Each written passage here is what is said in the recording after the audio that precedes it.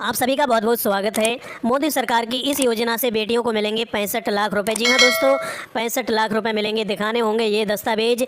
तो आइए जानते हैं किस योजना के जरिए सरकार बेटियों को 65 लाख रुपए दे रही है और कौन कौन इसमें आवेदन कर सकता है, कौन आवेदन नहीं कर सकता है।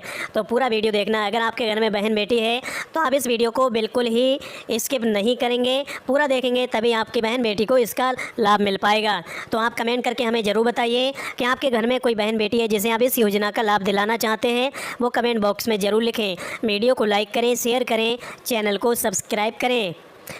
सुकन्या समृद्धि योजना, जी हाँ दोस्तों, हम बात कर रहे हैं प्रधानमंत्री सुकन्या समृद्धि योजना की। अब बेटियों को पढ़ाई के लिए और शादी के लिए मिलेंगे 65 लाख रुपए, दिखाने होंगे ये दस्तावेज। केंद्र सरकार बेटियों के उज्ज्वल भविष्य के लिए सुकन्या समृद्धि योजना चला रही है।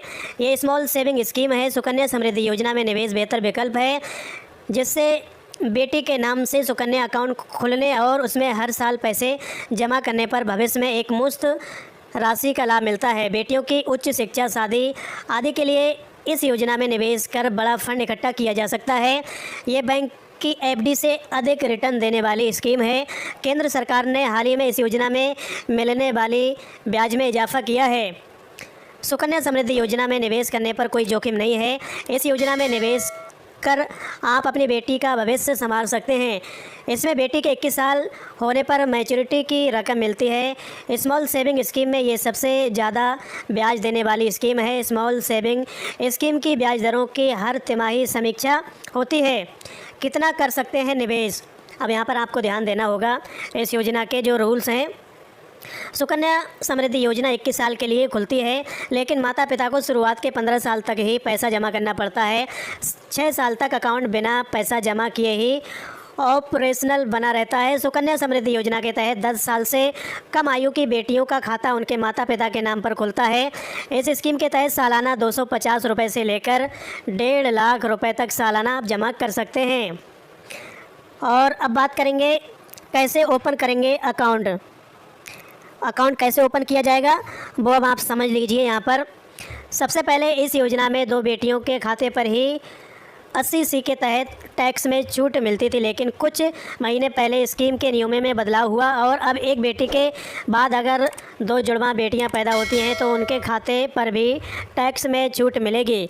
इस योजना का लाभ उठाने के लिए किसी भी नज़दीकी पोस्ट ऑफिस या बैंक में जाकर खाता खुलवा सकते हैं। सुकन्या समृद्धि योजना खाते में निवेश की रकम कैश, चेक और डिमांड ड्राफ्ट या किसी ऐसे तरीके से जमा कराई जा सकती है जिससे बैंक स्वीकार करता है।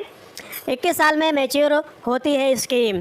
सुकन्या समृद्धि योजना 21 साल में मैच्योर होती है। हालांकि लड़की की उम्र 18 साल होने के बाद पढ़ाई के लिए इस खाते से राशि निकाली जा सकती है। पूरी रकम 21 साल के बाद ही निकाली जा सकती है।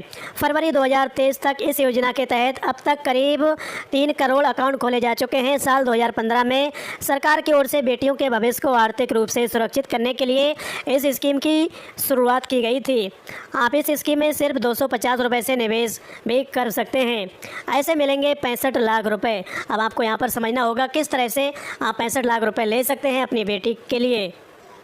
अगर कोई माता पिता बेटी के जन्म के बाद से ही हर महीने 12,500 रुपये का निवेश करता है तो 1 साल में वो 1.5 लाख रुपए जमा करेंगे। इस तरह वो 15 साल में 22,50,000 रुपये निवेश करेंगे। अब अगर पुरानी दर 7.6% के हिसाब से देखें तो 43,43,071 रुपये ब्याज के रूप में मिलेंगे। इस तरह वो अपनी बेटी के लिए स्कीम के मैच्योर होने तक 65 लाख और 93,071 रुपये जमा कर लेंगे। मतलब आपको जमा करने हैं 22,50,000 और जो ब्याज है वो 43 लाख रुपए का मिलेगा। इस तरह से 65 लाख रुपए मिलेंगे। 15 साल तक आपको इसमें निवेश करना पड़ेगा। तो इस तरह से ये योजना है। मैच्योरिटी वैल्यू होगी 65,93,071 रुपये। कुल ब्याज मिलेगा 43,43,41,071 रुपये और कुल निवेश आपका होगा 22,50,000 रुपये। तो इस तरह से दोस्तों यहाँ पर आप अपनी बेटी को 65 लाख दे सकते हैं, लेकिन अगर आप ज़्यादा जमा नहीं कर पाएंगे तो आप 250 रुपये जमा करेंगे, तब भी आपको 6.5 लाख रुपये आपकी बेटी को मिलेंगे। तो उम्मीद करते हैं आपको प्रधानमंत्री सुकन्या समृद्धि योजना की पूरी जानकारी मिल चुकी होगी। अगर अब भी आपके मन में कोई सवाल है तो नीचे कमेंट बॉक्स में ज़रूर लिखें।